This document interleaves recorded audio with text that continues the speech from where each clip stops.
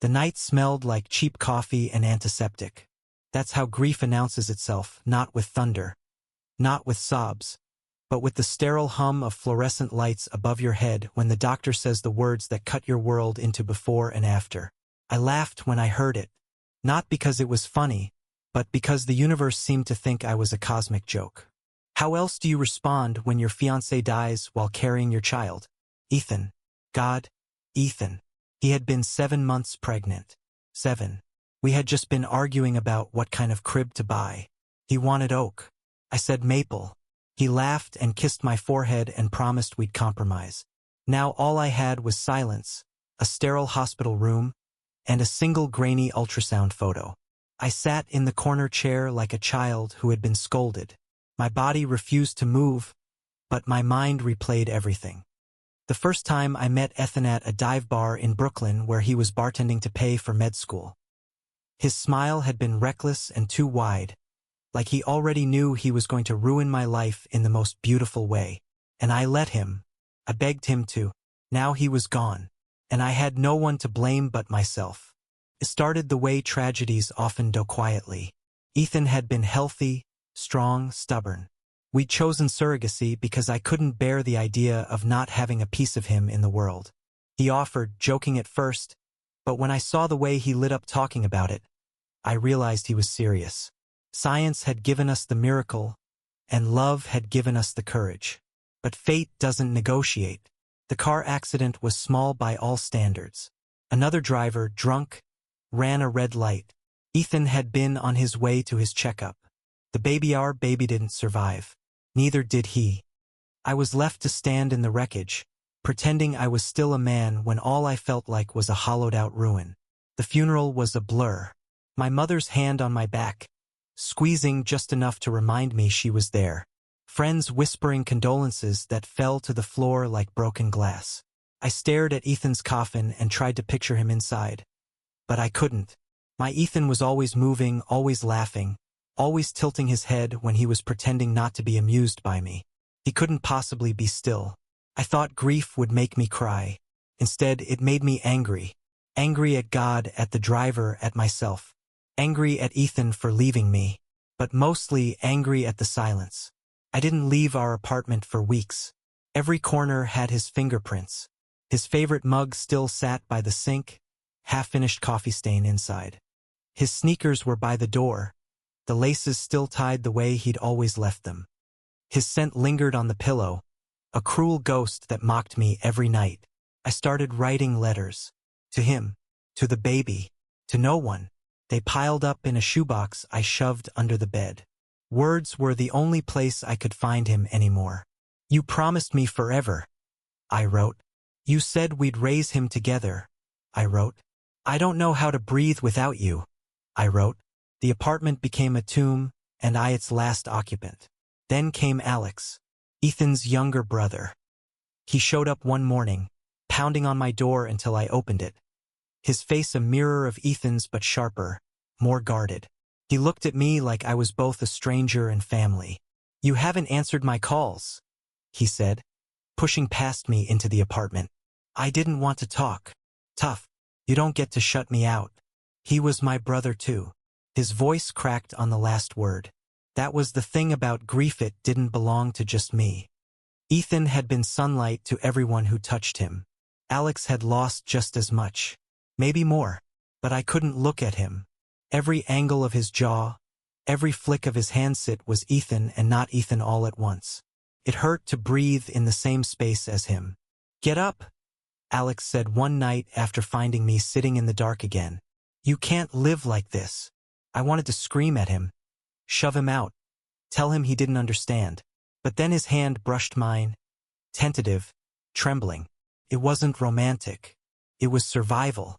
Two broken men holding each other because the alternative was drowning. For the first time in weeks, I felt something that wasn't rage or despair. I felt the warmth of another human being who knew the same loss. And that terrified me. I don't know if you believe in ghosts, but sometimes I swear Ethan was there, watching. When Alex laughed in the kitchen, the sound echoing in a way that was heartbreakingly familiar, I felt Ethan's smile lingering like a shadow in the corner of the room. When Alex cried against my chest, whispering how much he missed his brother, I felt Ethan's heartbeat inside mine. Love is cruel. It doesn't vanish when someone dies. It mutates, finds new shapes. It sneaks in through the cracks of grief and forces you to keep living, even when you don't want to. And sometimes it comes wearing the face of the one you lost. That's where our story truly begins. With a funeral that should have been the end. And a brother who refused to let me die alongside Ethan. I didn't know it then, but Alex was about to become both my greatest sin and my only salvation. Grief does strange things to time. Days bled into nights until I couldn't tell where one ended and the other began. I was living on black coffee, stale toast, and the weight of letters I never sent. The world outside my apartment might as well have been Mars. Alex refused to let me disappear. He came back, again and again, as if sheer stubbornness could drag me out of the grave I dug myself into. Sometimes he brought groceries. Sometimes he cooked and left the food on the counter, knowing I wouldn't touch it until he was gone. Sometimes he just sat across the room, silent, as though his presence alone might keep me alive. I hated him for it. I needed him for it. Both truths coexisted, jagged and raw. One night, weeks after the funeral, I finally broke. "I can't do this," I said. My voice was hoarse, almost feral. "I can't live in this apartment with his things everywhere. I can't sleep in that bed. I can't." My chest seized up before I could finish. Alex crossed the room slowly, like he was approaching a wounded animal. He didn't speak. Instead, he took my shaking hands in his and anchored me to the ground. His palms were warm, rough in the places Ethan's had been soft. The difference stabbed me deeper than the familiarity. "I miss him too," Alex whispered. His breath trembled against my cheek. I wanted to pull away. I wanted to sink into him. I did neither. I just stood there, suspended between the past and the unbearable present. The first time we touched in a way that felt like something more than grief, it was an accident. I had fallen asleep on the couch with one of Ethan's hoodies clutched to my chest. When I woke, Alex had draped a blanket over me. His hand lingered, brushing my arm, and I caught his wrist without thinking. For a moment, we just stared at each other. Should have been wrong. It was wrong. But grief doesn't respect rules, and loneliness doesn't ask permission. Our lips met like a question neither of us wanted answered. It was clumsy, desperate, soaked in salt from unshed tears. My body screamed at me to stop. This was Ethan's brother. This was betrayal. This was sin. But another part of me, the part starved for touch, begged me to hold on. When I finally pulled away, Alex's eyes were glassy. "I'm sorry," he said. "No," I whispered. "Don't be." The days after were unbearable. We didn't speak about it. We pretended it hadn't happened, burying it under silence and chores and the ordinary rhythm of survival. But silence is dangerous. It grows teeth. I found myself watching him too closely, how he chewed the inside of his cheek when he was lost in thought, how his hair curled damp at the nape of his neck after a shower, how his shoulders carried a weight I couldn't see. Every detail was another knife in my chest. Because Alex wasn't Ethan. He could never be. But he was here, and I was drowning. One evening, after we'd shared an awkward dinner in the kitchen, Alex finally broke. "This isn't sustainable," he said, setting his fork down with a sharp clink. "What isn't?" "This. Whatever we're doing." I stared at him. "We're not doing anything." His laugh was bitter. "You kissed me. You kissed me back." The words sliced the air between us.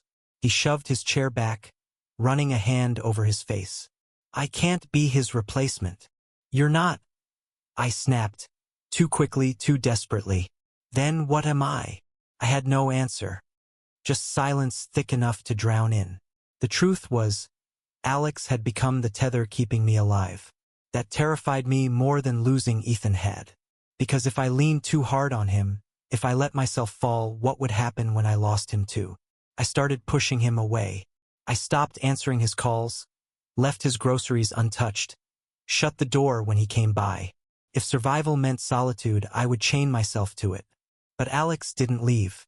He never left. One night, after I ignored him for days, he let himself in with the spare key Ethan had given him years ago. I found him standing in the living room, holding one of the letters I'd hidden under the bed. "You wrote to him," Alex said softly. His eyes glistened in the dim light. I snatched the letter from his hands, my throat tight. "That's none of your business." "He would want me to know," Alex said. "He would want me to take care of you." Something in me snapped. "You think this is taking care of me? You think barging in here, kissing me, haunting me with his face is helping?" I shouted. "Every time I look at you, I see him. Every time I hear you laugh, it's his laugh. I can't tell where you end and he begins, and it's killing me." Alex flinched like I'd struck him. His chest rose and fell rapidly, but he didn't move. "You're not the only one who lost him," he said finally, voice cracking. "But you're the only one I have left." The silence that followed was unbearable. I wanted to take the words back, to stitch them into something less cruel, but grief doesn't allow revisions. It's all jagged edges and regret. He turned to leave, and panic surged through me.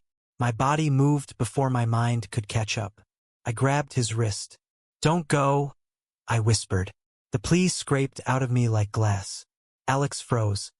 Then, slowly, he turned back, his eyes wet and blazing with something I couldn't name. "Then stop running from me," he said. We collided like a storm. Our mouths found each other in a kiss that was no longer clumsy, but furious, aching. Hands clawed at fabric, at skin, at the need to prove we were still alive. It was messy, wrong, intoxicating. And when it was over, when the air was thick with sweat and regret, I felt both guilt and relief wash over me in equal measure. Lying there in the half-dark, Alex's head on my chest, I whispered Ethan's name before I could stop myself. Alex stiffened. The moment shattered. We didn't speak again that night. The next morning, the apartment felt colder. Alex sat at the kitchen table, coffee mug in hand, staring at nothing. When I walked in, he didn't look at me. "This isn't love," he said quietly. "This is survival. Maybe survival is all I have left," I whispered. His gaze finally met mine, and in it I saw the same war I felt inside. Guilt, longing, fear, need. Maybe he was right. Maybe it wasn't love. But it was the only thing keeping us from falling apart. And for now, that had to be enough. That was the beginning of the second act of my grief. The part where I learned that love doesn't just vanish, it shifts. It mutates. It claws its way into places you never expected. Even if it comes in the form of the one person you're supposed to resist. Even if it's the very thing that could save or destroy you both. The morning after should have ended everything. We should have walked away from each other, heads bowed, shame heavy on our shoulders. Instead, we stayed caught in the gravity of grief, pulled together like planets destined to crash. The silence between us became a third presence in the apartment. It followed us from room to room, hovered at the edges of our conversations, lingered in the spaces where Ethan's laughter used to live. I wanted to say it had been a mistake, that I didn't mean for any of it to happen. But when Alex brushed past me in the hallway and his arm grazed mine, my body betrayed me. The ache was too raw, the need too human. And so the cycle began. We moved through each other like shadows. A kiss in the kitchen when the coffee burned. Fingers laced in the dark when nightmares pulled me under. An embrace that lingered too long, crossing boundaries neither of us dared to name. It wasn't love. Not yet. It was survival, like Alex had said. But survival has its own intimacy. It demands closeness, trust, a surrender to the only person who can keep you breathing. I told myself Ethan would forgive me, that he wouldn't want me to drown alone. But some nights, when Alex's breath was warm against my neck, I imagined Ethan standing in the doorway, watching with that half-smile he used when he caught me lying. And the guilt tasted like iron on my tongue. We tried to be discreet, though there was no one to hide from. But grief makes you paranoid. It makes you feel like the world is watching, ready to condemn. My mother noticed first. She came over one Sunday, bringing a casserole I didn't touch, and her eyes flicked between Alex and me like she could smell the electricity in the room. "Are you two managing?" she asked carefully, spooning food onto plates neither of us would eat. "Yes," I said too quickly. "No," Alex muttered under his breath. Her gaze sharpened, mother's intuition cutting through the lie. She didn't say more, but the silence at the table was heavier than any accusation. The breaking point came 2 weeks later. Alex and I were in the kitchen again, always the kitchen, as if grief liked to plant itself in the most ordinary spaces. I was washing dishes when he came up behind me, close enough that I could feel his chest against my back. "Do you ever think about what he'd say?" Alex asked, his voice low. I froze. The water ran hot over my hands. Every second. He hesitated. "Do you think he'd hate us?" I turned then, meeting his eyes. They were Ethan's eyes, but sharper, more wounded. "No," I whispered. "He'd want us to survive." The words were a betrayal and a prayer all at once. And then I kissed him. Hard, desperate, angry at the universe for putting us here. This time we didn't stop. It wasn't gentle. It wasn't slow. It was years of grief and loneliness erupting in a way that left us both breathless. Clothes tangled, skin burned, and for the first time since Ethan's death, I felt alive. But after, lying in the wreckage of sheets and silence, the guilt returned. He turned on his side, tracing patterns on my arm, and I couldn't look at him. "You're thinking about him," Alex said quietly. "I'm always thinking about him," I admitted. He didn't move away. He didn't accuse. He just pressed his forehead to my shoulder and whispered, "Me too." And maybe that was the point. Maybe we weren't replacing him. Maybe we were holding each other up under the same impossible weight. But the world doesn't forgive easily. Word spread as it always does. A cousin saw us leaving a diner together, hands brushing too close. A neighbor caught Alex coming out of my apartment in the morning.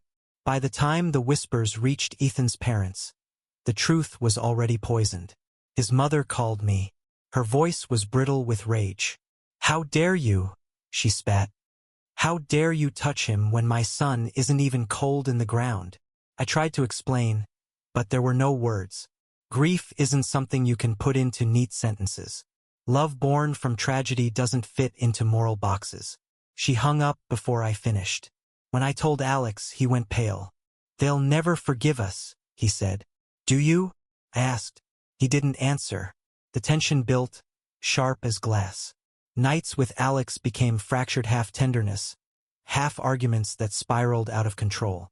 "You're ashamed of me," he accused one night, pacing the living room. "I'm ashamed of myself," I shot back. Same thing. I wanted to scream. I wanted to grab him and shake him and kiss him until he understood. But the truth was, I didn't understand myself. Was I using him as a lifeline? Or was this something real, something Ethan would have wanted for us both? The question haunted me, unanswered. One night I dreamed of Ethan. He was sitting on the edge of our bed, dressed in the hoodie he used to wear on lazy Sundays. His hands rested on his swollen stomach, and he was smiling at me like I'd said something ridiculous. "You're still here," I whispered in the dream. "No," he said softly, "but you are, and you have to keep living." When I woke, Alex was asleep beside me, his arm draped over my chest. For the first time, the guilt didn't crush me. It just sat there, heavy but bearable. Maybe love could grow in the ruins. Still, the world kept pressing in. Friends stopped visiting. Family avoided my calls. At the grocery store, people whispered behind their carts. Alex bore it silently. But I saw the way it wore on him, the slump of his shoulders, the anger in his clenched fists, the hollow look in his eyes. He had lost his brother, and now he was losing the rest of his family too. "This isn't fair to you," I told him one night. He laughed bitterly.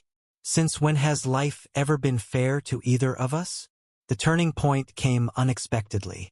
It was late, the city humming outside the window. Alex was sketching in a notebook something he did when words failed him. I leaned over, curious, and saw what he'd drawn. It was Ethan, smiling, alive, holding a baby swaddled in his arms. My throat tightened. That's beautiful. Alex closed the notebook quickly, embarrassed. It's how I like to remember him. I put my hand over his, stopping him from pushing it away. It's how I want to remember him too. For the first time, it didn't feel like betrayal. Felt like honor. Like carrying him forward instead of leaving him behind. We were still broken, still haunted. But for the first time, I began to believe we weren't just surviving. We were building something new. Something fragile, yes. Something dangerous. But something real. And maybe, just maybe, Ethan had given us this gift too. Grief never disappears. It changes shape, becomes something quieter, but it never leaves you. By the time spring came, I thought I understood that truth. Alex and I had fallen into something real, though we were too afraid to name it. Some days it felt like love. Other days it felt like punishment. Most days it was both. The world hadn't softened toward us. His parents stopped answering his calls. My family treated us like strangers. Friends vanished, unwilling to sit in the discomfort of what we had become. It was just us two men carrying the weight of loss and trying to turn it into something bearable. For a long time, I didn't believe we could. But love is stubborn. It digs in, even in barren soil. The night it all changed, we were on the rooftop of my building. The city glowed around us, loud and alive. A reminder that life moved on whether we were ready or not. Alex leaned against the railing, cigarette dangling between his fingers. He rarely smoked, only when his nerves threatened to break him. The orange ember lit his face, and for a moment I saw Ethan there again, the same profile, the same tilt of the head. I don't know if I can keep doing this, Alex said finally. My stomach dropped. Doing what? This. He gestured between us. Being the replacement. Being the shadow you reach for when you want him back. I moved to stand beside him, close enough that our shoulders touched. You're not his replacement. He gave me a bitter smile. Then what am I? I turned, forcing him to meet my eyes. You're the reason I'm still alive. The words hung between us, raw and unpolished. For once, he didn't look away. It wasn't a sudden revelation. No grand epiphany. It was a slow unraveling of guilt, a decision to stop punishing ourselves for surviving. We talked that night, really talked. About Ethan, about the baby, about the weight of what we'd lost. We confessed the things we were afraid to say aloud. That sometimes we hated each other for reminding us of him. That sometimes we needed each other more than we could stand. That sometimes love grows in the strangest, most forbidden places. And in the quiet that followed, we kissed. Not desperate this time, not angry. Just soft. Honest. It was the first kiss that didn't feel like survival. Felt like beginning. The months that followed were messy but different. We stopped hiding. We went out together, dinners, movies, long walks in the park. People stared. Whispers followed us. But for the first time, I didn't care. When his parents finally confronted us, it was brutal. His mother cried. His father shouted. Alex stood there, shoulders squared, and told them he loved me. Told them he wasn't ashamed. I had never been prouder of him. They didn't accept it, not then. Maybe they never would. But the weight of their disapproval no longer crushed us. We had each other, and that was enough. One evening, I found Alex sitting on the couch with Ethan's old sketchbook. He flipped through the pages slowly, reverently, like touching a relic. Do you ever wonder what he'd think of us? Alex asked, not looking up. All the time, I admitted. He turned the book around. It was the drawing he'd made months ago, Ethan holding the baby. Sometimes I think he gave me to you, Alex whispered. Like he knew you'd need me when he was gone. My throat tightened. Maybe he gave us to each other. We sat there in silence, holding the sketchbook between us, as if Ethan himself were still part of the conversation. The anniversary of his death came, heavy as a storm. We went to the cemetery together, carrying flowers and a single ultrasound photo. I hadn't been able to look at it for months, but that day, I needed him to see it again. I placed it against the headstone, fingers trembling. We loved you, I said quietly. We still do. Alex's hand found mine. He didn't speak, but his presence said enough. For the first time, standing at Ethan's grave, I didn't feel crushed under the weight of what I'd lost. I felt carried by what I'd found. That night, back in our apartment, I pulled out the shoebox of letters I'd written to Ethan. I handed them to Alex. "These are yours now," I said. He shook his head. "They're his." "No," I whispered. "They're ours. Because every word in them is about survival. About learning how to live without him. And I can't do that without you." Alex's eyes filled, and he kissed me like he understood every word I hadn't said. Time didn't heal us. Time never does. But it softened the edges, blurred the sharpest parts of grief until we could breathe again. We built a life. A fragile, beautiful, imperfect life. We laughed again, really laughed. The kind that hurt your ribs. We argued about stupid things like which pizza place was better or who left the window open. We dreamed about moving somewhere quieter, maybe with a garden. And slowly, the world stopped seeing us as tragedy. We became just two men in love. On the second anniversary of Ethan's death, Alex surprised me. He took me to the rooftop where we'd had that conversation, where everything had begun to change. The city stretched out before us, lights flickering like stars. He pulled a small box from his pocket. My breath caught. "I know this isn't how you imagined forever," he said, voice trembling. "But I want to give you the one we can have. I want to build a life with you, not as his brother, not as his shadow. As me, as us." Tears blurred the skyline. My chest ached, but not from grief this time. From love. "Yes," I whispered, the word breaking open in my throat. "God, yes."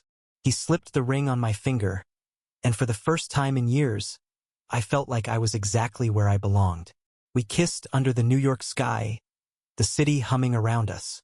And for a fleeting moment, I swore I felt Ethan there too, warmth in the breeze, laughter in the night air, a blessing whispered just out of reach. He was gone, but he wasn't lost. Not as long as we carried him forward.